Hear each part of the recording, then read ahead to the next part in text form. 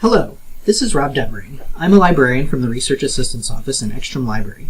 This video will be a short demonstration of how to access and search Access World News for your History 310 course.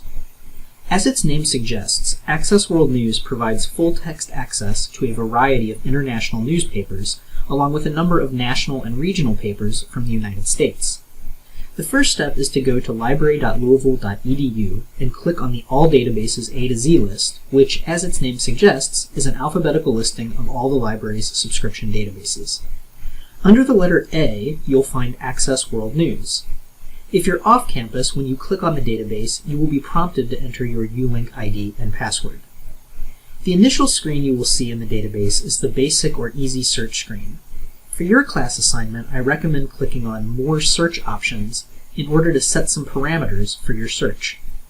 As you can see, you can enter a specific date range, so I'm going to enter 1986 to 1987. Next, I'm going to enter my search terms. As an example, I'm going to use Iran-Contra. At this point, I can go ahead and search, but I also have the option to refine by source location, meaning I can choose to search for news from particular geographic regions. This is a useful strategy if I'm trying to locate articles from outside the United States or outside North America. For this example, I'll select Europe and South America. I'll now run my search, which gives me close to 400 results.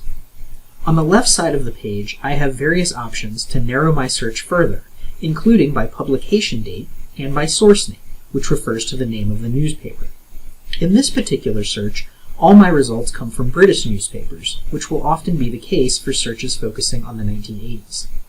We have limited access to international newspapers from that time period, so you'll need to keep this in mind when searching. That's why we don't see any articles from South America, even though we selected that for this search.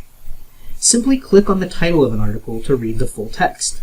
Search terms will typically be highlighted in the text.